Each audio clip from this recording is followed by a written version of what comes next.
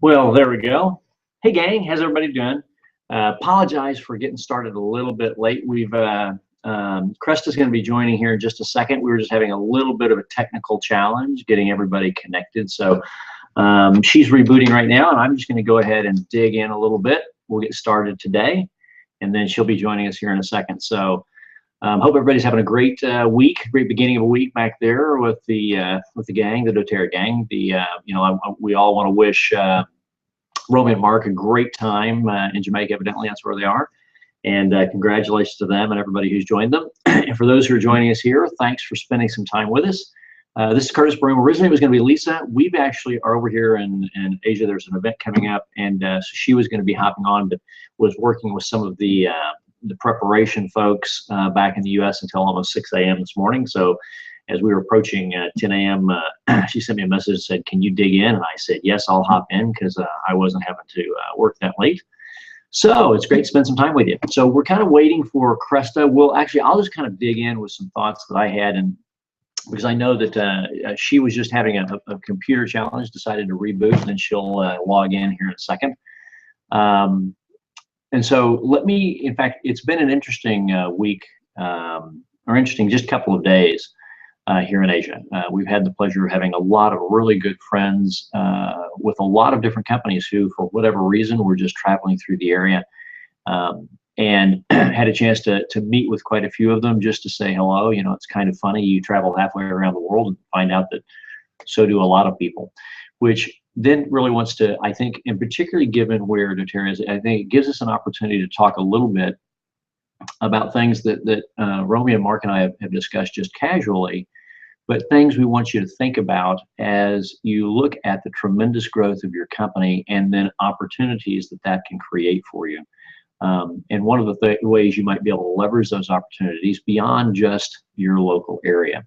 And so let me just talk about that only because it really has been. There have been, let's see, we've had the opportunity to see 1, 2, 3, 4, 5, 6 different folks just in the last few days who have just been, coming in and coming through from around the world. And it begins to make you realize in today's world how small how small the world is, and how far-reaching our profession is. And for many people, when they take a look at things like, the opportunity of working with a company that is expanding internationally, as doTERRA is, and then they begin to wonder, well, how do I participate beyond, my local market, or beyond my country, if you will, my native country? And where people in many cases make the mistake is they believe that it is incumbent upon them, or that they have to somehow get activity going in that country. So they may, again, some people may just be doing it during a natural travel or a vacation travel period. They may have a few connections or a few relationships in those markets or people they know of. And so oh, there we go. Hang on just a second. Hi, Krista. How are you doing? Oh, I think your microphone is muted. Yep, there I am. Sorry. There you go. Well, hey, girl. How are you doing? How are you? I'm doing awesome. I know it was, it's so funny. We, it just happens. I know that, you, Colin, when you guys have set this up, you had everything running. It was perfect yesterday. Everything was working great. And then this morning just had a bit of a challenge, but no big deal. In fact, as I was sitting here, I was just kind of beginning to talk about something that's fun, and because it's a simple little concept that I'll share, but then you and I can kind of chat back and forth just about what's been going on with the team, and any thoughts or things that you guys have been running into, and things you've heard that you might think people would like to discuss.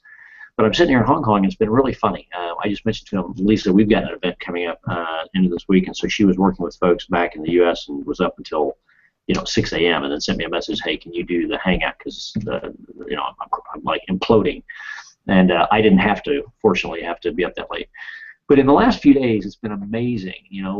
We're all the way here on the other side of the world, and we've had so many people that we know in different companies in the profession who have literally in just the last few days kind of come through. And over the weeks ahead, we've had many others who say, "Oh, if you're going to be there, I think I'm coming through." And so it kind of speaks to how small the world is, yet how far-reaching our profession is. And so I was just talking briefly, and so it was just a conversation I just started, knowing that you would be joining us here shortly. And so for everyone, if you're fortunate, as you are with doTERRA, to be part of a company that's doing so well, it's expanding globally, has this global footprint, and Mark and Broome and I had this conversation. Sometimes people look at it and go, wow, I'd like to be able to have my business grow. I see some of these leadership folks who have this business where I'd like to do that, and they sometimes perceive it in a way in which they think it would be done that is actually makes it very complicated, probably not successful. And that is, gee, I know some folks there, a few people, I mean, they don't really do network marketing, but they're really smart people or good business people. I'll call them. Which certainly you can do, or gee, I'm taking a vacation here shortly to, wherever it is, and in fact, I think we're even opening that market. Hey, while I'm there, and then there's really other ways that those who are the most successful actually make it work. And so let me talk about that for a second. Then let you and I kick in with a conversation and kind of catch up on any other things that have come up this week that I can maybe help with. Here's what we've always taught, having built in the international market space for so many years. The proper way to go global is you build local. So it doesn't make any difference where you are. The advantage for many who are dialing in right now or watching it, many of you may be based in the U.S., but even if you're not, anywhere in the world, everywhere in the world has an international flavor. In the U.S., we have people from every ethnic origin and global origin that you could possibly imagine. People who speak Spanish, both from Europe and from Central and South America. People who are, speak many Asian languages. People who are of Japanese descent or Korean or Chinese or whatever it may be, and they're in the U.S. The smartest way to build is if you take a look at your company's footprint, and you might see that there is, or if you find out your company already has things that are happening in different markets in the world, and if you wanted to consider it, then one of the best things that you can do is take a look at being creative. How might I be able to build here, which is simpler and easier for me to support, but create business there? Let me give you an example. In many experiences I've had over my career where a company is opening a new market, oftentimes, and let me show you how even sometimes leaders even do it wrong. So people who may have been having a little more success, if you will, and a company opens a foreign market, and those individuals with a little more success, and they've got a little more time freedom and maybe a little more income revenue that they can, commit to their business. They hop on a plane and say, I'm going to go over there and start building and developing. The challenge is when someone takes that approach, they're heading physically to a location where they don't normally live. They're typically having to stay in a hotel, and it gets very expensive very quickly. It's not their natural place of residing, so everything is new to them.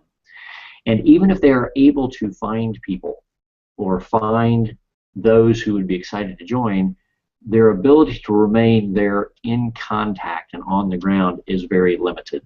They can only be there for 2 weeks or for 4 weeks, and then they have to head back.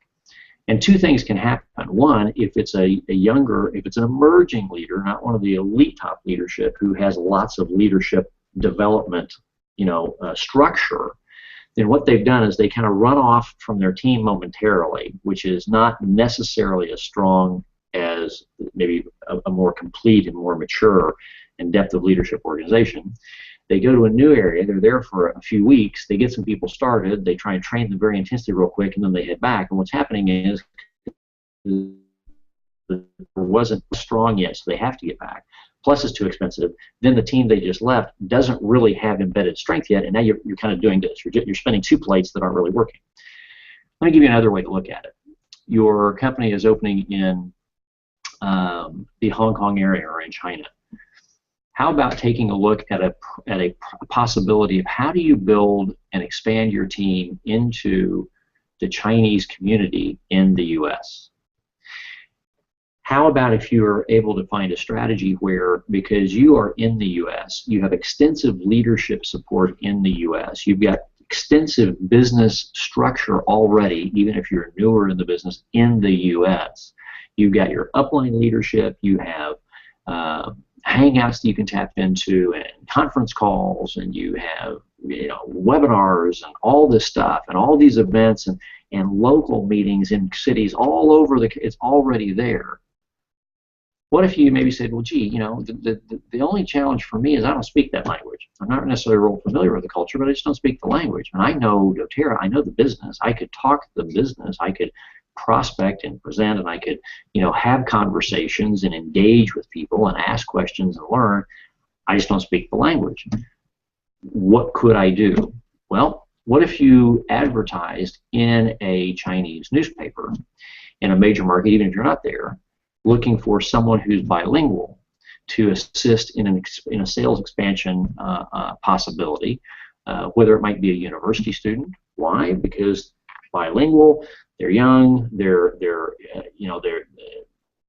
coachable. Because what you need is their voice, and what they might like is an opportunity to do something in a world where when people graduate today, they have nothing to do. And so, what if you were able to market?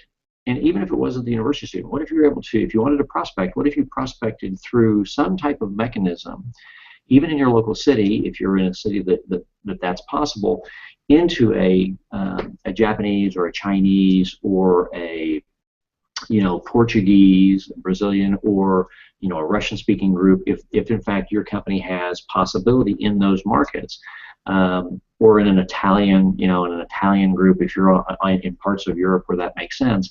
What if you marketed into those places and found some people locally? Because even if they themselves are second or third generation Native American, they very probably, but in many cases, if they're first generation, they have family and friends that still live in those.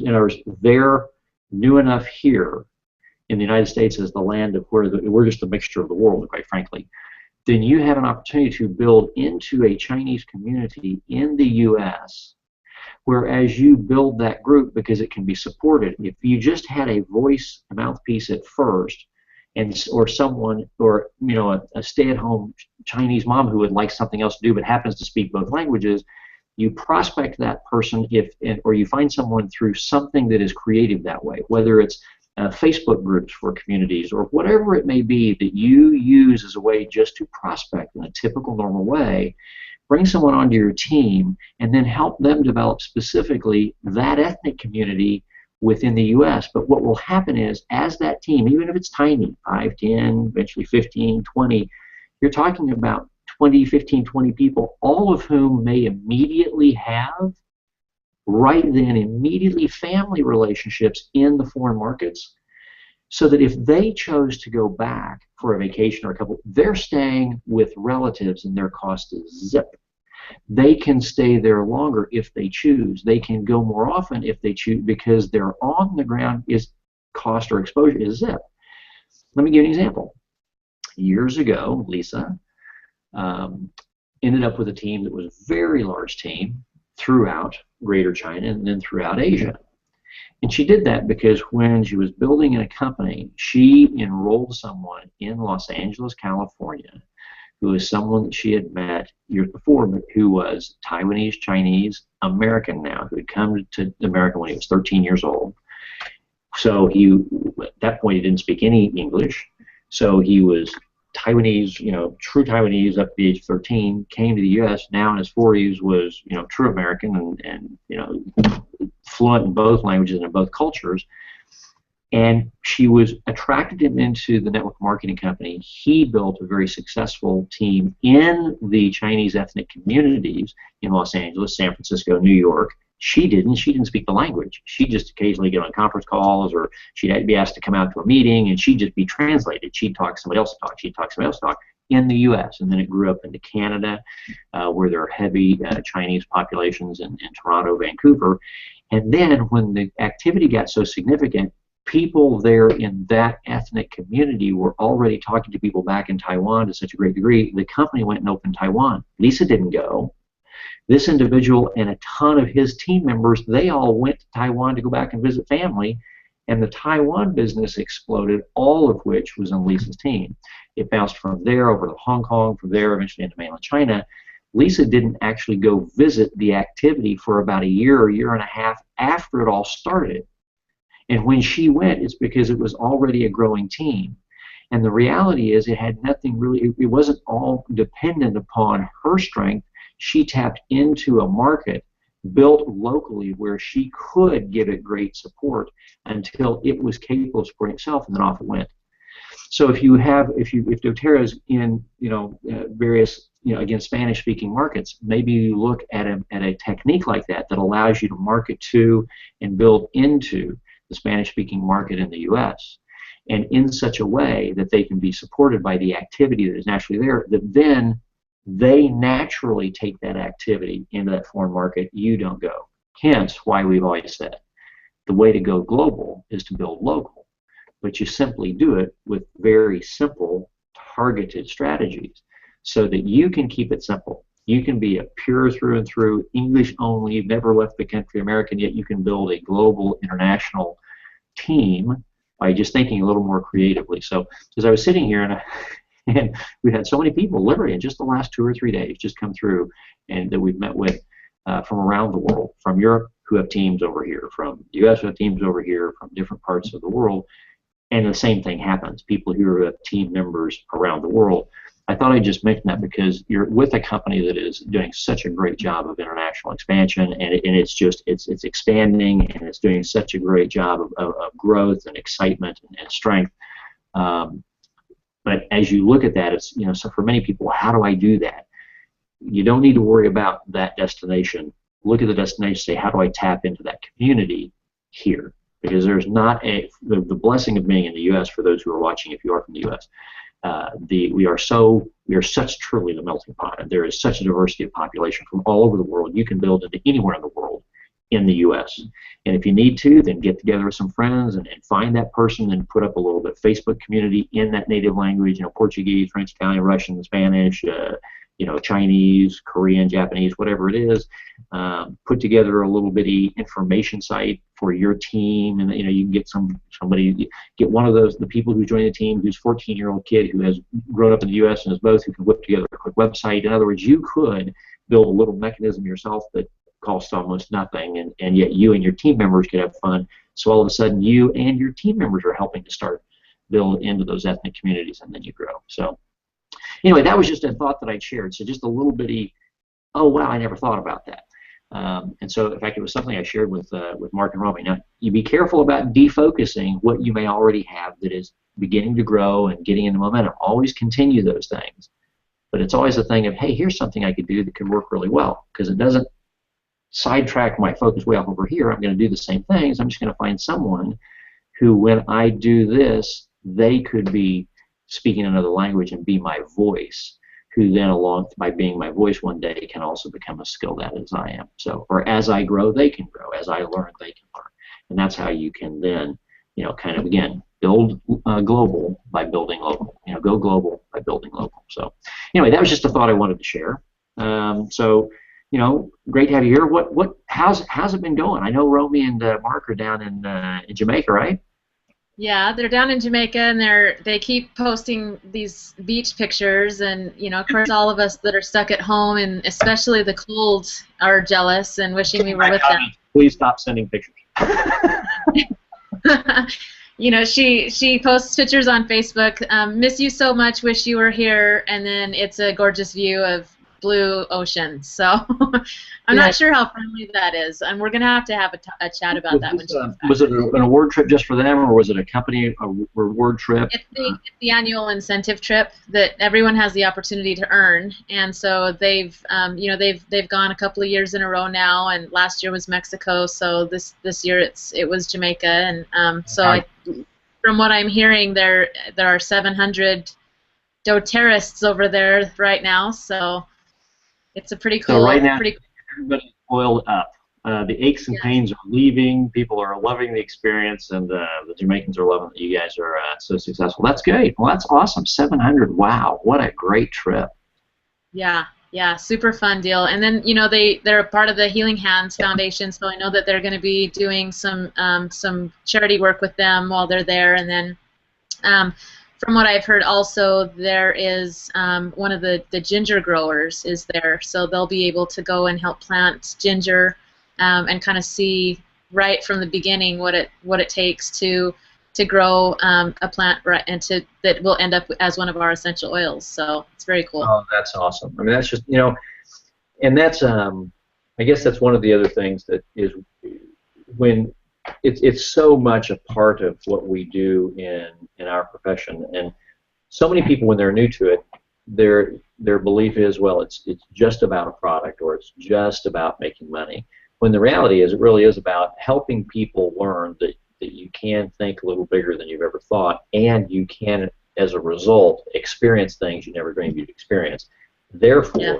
sharing with others, holy cow, look what I did, and giving them a reason to go for it. So that's wonderful. With 700, that's a great trip result. And what's fun is how many people, both on this team, in your team, and their team as a whole, will do that next year because of the pictures that are posted and that. So that's great. That's really wonderful. So as you get to the beginning of the year and as things are kicking in, right after summer, September, things start to kick in and drive, and then you hit the year-end holidays, and everybody kind of takes that big deep breath, family and friends, and then comes out. And then that January to June run is also really strong. How are things going? And I'm sure they're going wonderfully. We all know kind of the numbers, but as you have listened to the team members as well and participated, are there any kinds of specific questions that you would like to throw out there, or thoughts or ideas that maybe we can discuss that might be of help, so that people now, I gave them a little tidbit of how to tap in, because doTERRA is doing a great job in its international growth pattern as well. Maybe some people have some ideas. I never thought about that. Oh, hang on a minute. Okay, so that'll be good. But anything else that has come up that you and maybe some of the team members would maybe like to touch on, or thoughts that we can touch on and then expand on in weeks ahead? That's a good question, and it's so funny because I always, never really imagined myself in this position to have Curtis Broome in front of me and willing to answer any of my questions, and then I go completely blank as far as what to ask. So if any of you team members are watching and would like to ask, pop something up on the Q&A side and see if we move the time to something where at least there's a possibility that more people could come in. There are quite a few that are on with us. They've been messaging me to make sure that we were on tonight still. So maybe we can give them a few minutes. It is definitely very, very busy this time of year, where there's a group of us that are participating in some team challenges, and January to June, like you said, is the fun, just super growth period, which has just been really, really cool. So we're just kind of plugging away. Myself, I'm just kind of going forward, trying to generate some good momentum for the summer months that tend to slow down a little bit. Sure. Maybe in your experience, what's something that you would say would... Go ahead, sorry. I was going to say, the wonderful thing that you've got with doTERRA is you've got such great consumable products, and you've got some great products that people really get pretty rapid and amazing results with. And it does come back to that.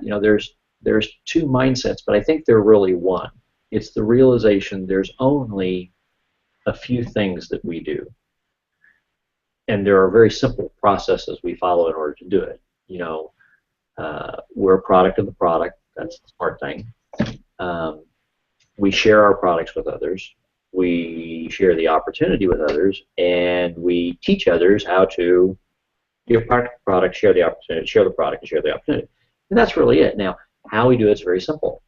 The best way to do it really is through product, starting, as we've talked before, starting through hot market, but then expanding through, going to those who love and care about, that you would love to help, and letting them try the product. Let the product be the sales agent.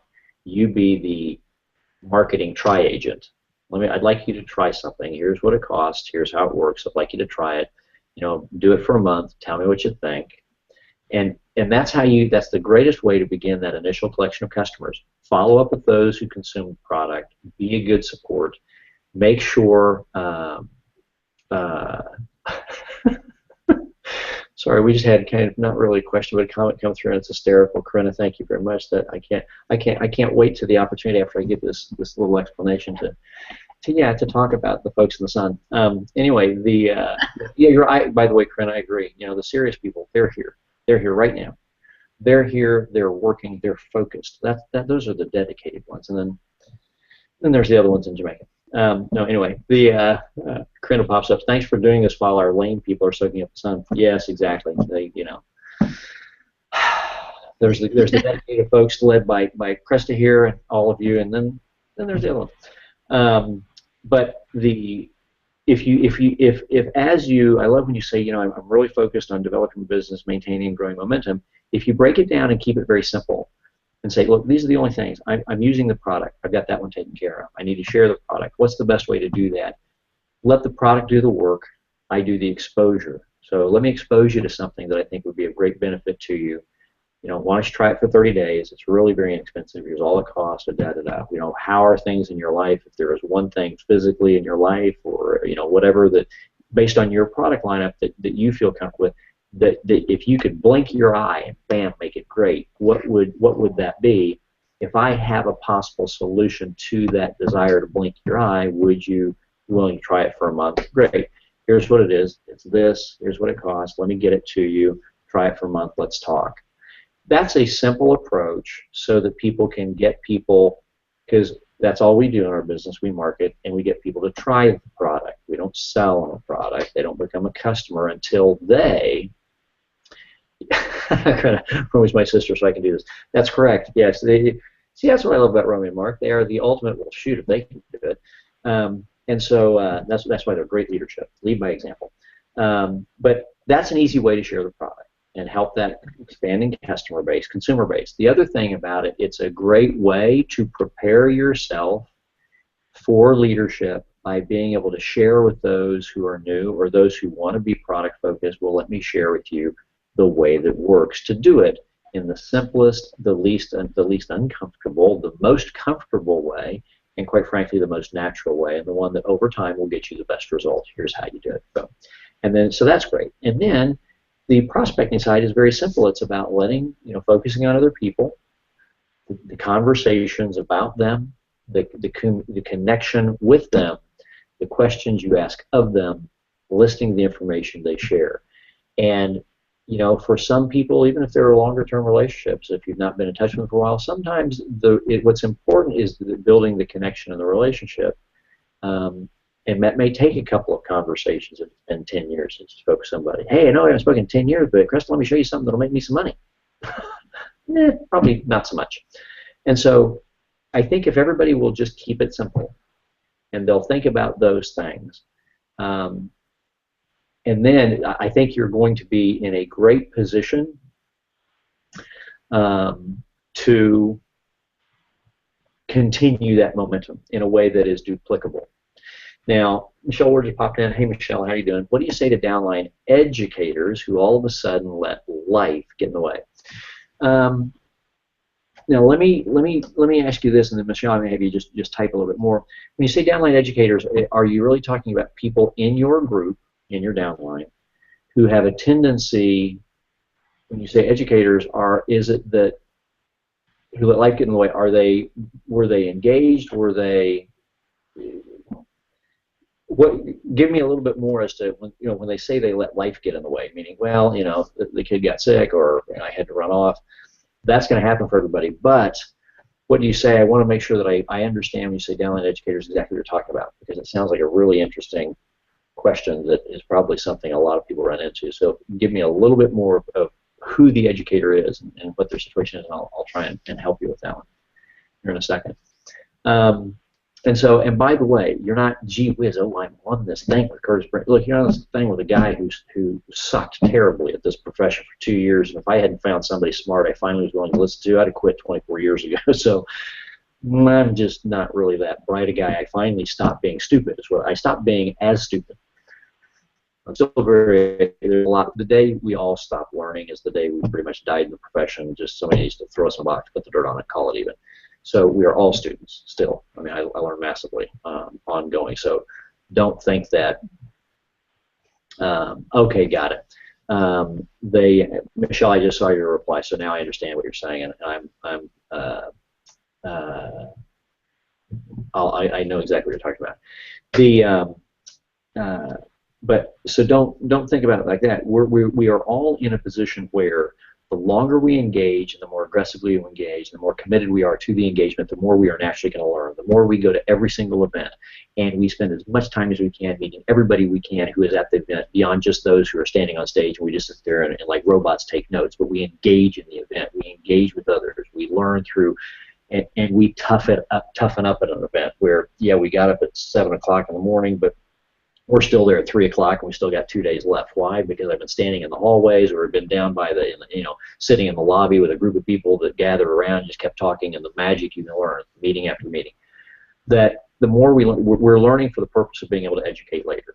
It's not just do. We learn so we can do, but we really learn to do so we can then educate others if you really want to create long-term success.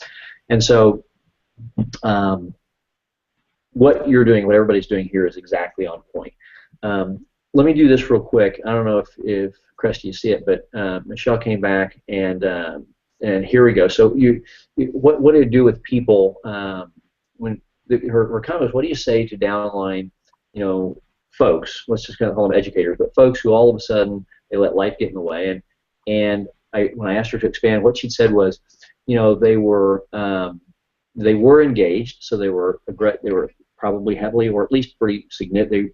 They were certainly engaged in the doTERRA process, but now they're too busy to be able to do classes or one-on-ones or whatever is the methodology. They're too busy to continue the doTERRA process. And here's, in fact, I had an interesting conversation kind of like this with someone yesterday, and it was actually someone who was coming through Hong Kong out of Singapore and headed up to China, and someone I know, and we sat down and spoke for a little bit. Here's one of the things that I'd mentioned over the last couple of times we talked. I talked about testing people and realizing that here's what I would, if I was going to say, what do I say, or it's not so much what do I say to people, it's what do I do and how do I operate in a way that I believe over the years is the most beneficial for me, so that I'm not driving myself nuts every day. And it's the most beneficial for the team, because I think it will give the greatest support to those who truly deserve the support at that moment because they're still engaged. And it will create the greatest, opportunity for those who were and then maybe decided not to for whatever reason to possibly be in a situation where they might then choose to re-engage. And here's what it is: the decision to commit and then engage, prospecting, etc., and what to things we just talked about, developing customers, developing team members, and then testing. And if you go back through some of those things, when I said testing, it wasn't like, okay, I'm showing up, Cresta, here, it's time to take your daily test or your weekly test. It's not that. It's for your benefit. You operate in such a way that the natural behavior and the natural activity of your team begins to evolve towards a process where there is a natural mechanism that lets you always be aware of who continues to choose the things that are in alignment with what you're looking to do, and then you're aware immediately when people choose to not choose any longer and to go a different direction. And what I mean by that is this: the only thing that you can control is you. It's very difficult to control. It's impossible. In fact, it's impossible to control. It's impossible to make. How do I get someone to? It's impossible to make somebody do. But what you can do that might create an environment that will have a stronger influence on them. It comes back to you, and it comes. This individual I was sitting down and having a conversation with was talking about not this exact question, but a similar type of question, and it had to do. It was outward focused. Wow, hang on a second, guys. I'm actually sitting on Lisa's computer, and she has somewhere like 8 million phone call things going on. There we go. That was pretty funny. So I don't know if you guys could hear it, but all of a sudden on this side the speaker went. I think 15 people tried to call her on her computer.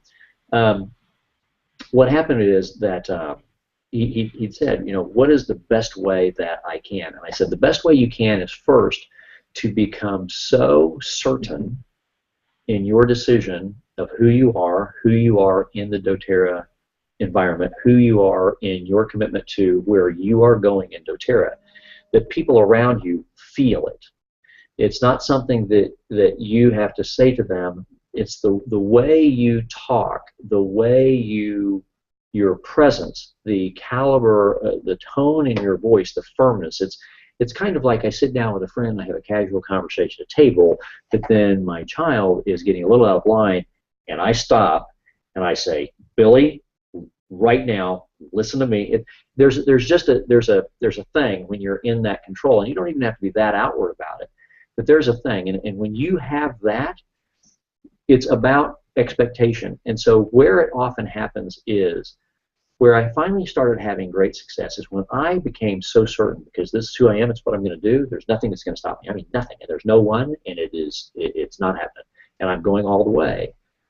My relationships with individuals from the very beginning, was about creating the right expectation and managing it. And it was, I do not expect you, Cresta, to be me, or Michelle, I'm not looking for you to be me.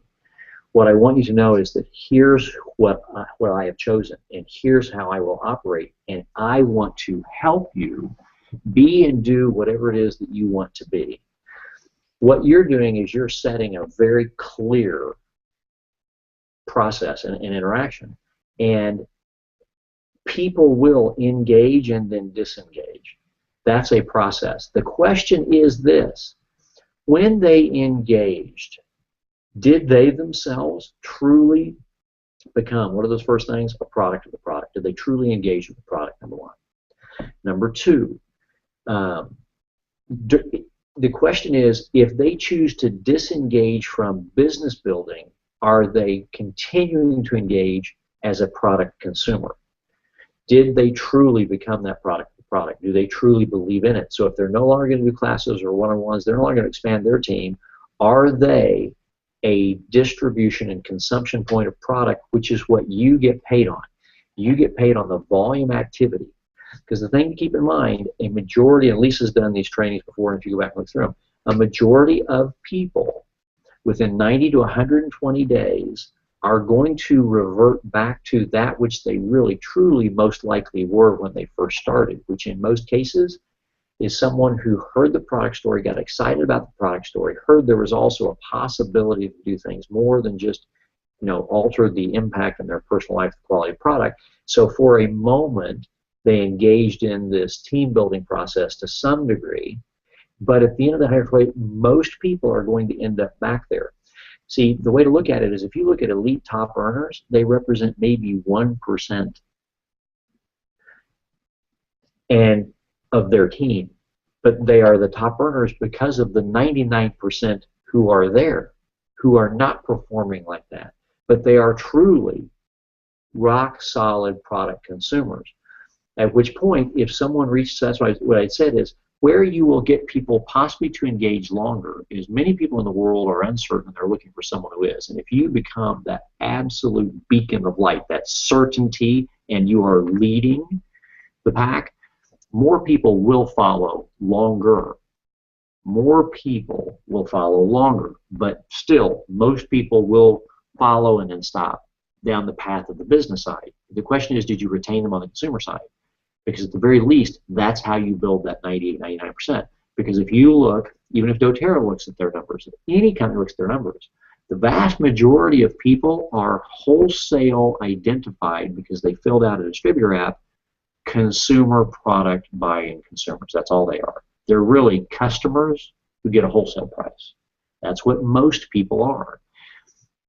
But then there are those who pursue this path. All of you here and everyone who comes back to watch this later represents the rest because you're still here. You're engaging to different degrees. And so, Michelle, the key is I don't think you can, I don't know that you can go back. I think what you do in a relationship with the relationships. I have my consumer group relationships, my customers that I can communicate with just so they enjoy the experience. They know that I'm giving them the service, the product's great. I have my general team members. My general team members are the ones that I communicate with through the Facebook group I set up for my little team. You know, Romy's Rock Stars, she's got a place that she communicates with the folks in her world. Your world may be smaller, but here's, you know, here's Michelle's Rock Stars. Here's my specific little team. So that they are still being accessed through emails or Facebook posts or things that, hey, by the way, don't forget about this and this. And then your certainty and your commentary. So in a very simple way, you've got a little place that with your own little group that's emerging, if you've made the decision, I'm going flat out, and I'm going to the top, and I'm not going to stop, nothing's going to stop me, and you can quit, you can all go run off, that's okay. I'll start back at zero, and I'm going to find the next one, and I'm going to go. What you do with what you create is you create an environment so that everyone can continue to be touched naturally. Then there's that close group that you are running hard with because they are engaged, they are doing classes, they are doing the one-on-ones, they are doing the things that here's how we do it. They are following, and you're testing with them as they're still showing up and they're still rocking and rolling. And that's where you spend your focus time beyond your own personal activity. You spend supporting them. But you stay in touch with people because they may have gotten too busy and life may have gotten in the way. But if the question is, were they truly believers in the product so they remain consumers? Because most people will, when you present everything to them, the first thing that gets their attention is the product. The fact there's not, and then they think, wow, I know a lot of people who would like that. Oh, hang on. If I know a lot of people like that, you're right, this business may make sense. Okay, I'll do that too. Who, when they realize to have any significance in business, you actually have to work at it. They go, ooh, but I'm not a person who likes to work. I'm not going to do that. They don't go all the way back out and stop consuming. You at least kept them as a consumer. And maybe while they engaged, they met a few more who did a few of those things. So did you have an environment where as your little team grows, you plug them all into the big team? You plug everybody into here. You plug everybody into the Facebook groups for Romy's whole team, so they're being touched there. You may be have someone else who's one of the emerging leaders in Romy's leadership team, and you are as well, but someone else between you. So you've got a couple of leaders, and they've got their own little group, and you plug them in there.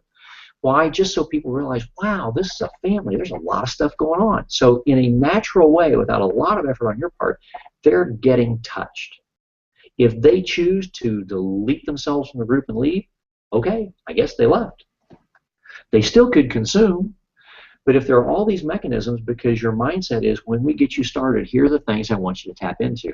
I've got a little group communication tool, so that'll be easy for you. It doesn't have to intrude on you. You can be busy in your life, just have a few hours a week, and boom, you'll just get it on your phone or get an email notification. That's simple. And by the way, you ought to plug into Fred's group, because Fred is one of our other upline leadership, and then plug into Bill's group, then Janet's group, and then you want to plug into Romy, because all of us, we're all just trying to help people. So once a day, just in the evening, you can just check all the little messages about education information, stay plugged in, and then you see those who are running hard and you lock up with them. But there are those who are engaged and running who change their mind. There's not a lot you can do about that. You want to touch them. If you overwhelm them, they'll get frustrated and leave. What you can do, though, is if you set up the touch points when they began, when they were mentally more excited and engaged, the touch points can take over so that you can say, let me just let them be. I'll personally look in on them once every couple of months, maybe once every 3 months, so I'm not being obnoxious about it, because I'm running hard with those that I'm running hard with who are still running. That's how to do it. So you create an environment where there are touches that happen automatically. If they were close to you, if they were a personal enrollment, maybe you touch back with them. But when you talk to them and they say, listen, life's just got too busy, I've got other stuff coming up, I just don't have it, great, not a problem. I love that you're still consuming the product. Just, pay attention to the Facebook stuff. If you see some calls you'd like to hop on, please do that. I'll check in with you. How do I check in with you in like 60 days, see how things are going? Just know I love you, and I'm glad you use the product, and boom. And you just let them make that choice, and then you go find those to run with. So, and I know it was a really long explanation, but it entails a lot of things. It entails a whole thought process. Am I starting people properly? Am I getting them engaged properly? Do I have these things in place so that in today's world, they're being touched without me having to work hard every single day? It's just happening, and then I will pick a few to stay in touch with if they're starting to disengage, but I understand that's probably what most people are going to do. That's good. As long as they stay as consumers, we all win. They have a great quality of life. I have more volume. They may change their mind later. There you go. And then focus with those who are running. So, well, Cresta, there we go. I think those are some really good thoughts that people had to pop up. Thanks, Michelle and Corinne. I agree. Thanks for being here while the lame people are hanging out in the sun. Anyway, there you go. I think that's probably a ton of information here on a Tuesday evening for everybody. But any other last thoughts before we kind of wrap it up and let everybody get back to doTERRA-ing? Not really. Just thank you so much for always taking the time to do this with us each week. I know that we don't get the opportunity to tell you because we're on the outside lines, and I know Romy shares it with you all the time, but we really, really appreciate the time that you have given us and the education that you provide with what you're doing for us. It's very, very well received, and we really appreciate it. Absolutely, we love doing it, and it's a ton of fun. And we'll see you guys. There was a ton of Romy's team at the GoPro last year, and so we'll see you again this year for those who choose to come in and join us. And we'll come on up and say hi and howdy, and we'd love that. I mean, it'd be an absolute thrill for us. So it's a pleasure to do it. Love you guys. Go have a great week, and we'll see you next week at this time. And send your friends to You're Welcome, Michelle. Thanks too, and send your friends to watch the recordings. And go have a great doTERRA week. And guys, go out and oil up a lot of folks. They need it. Awesome. Thank you so much, Curtis. Have a great rest of your week. Thanks, Krista. I appreciate it. Talk to you later. Bye. Bye-bye.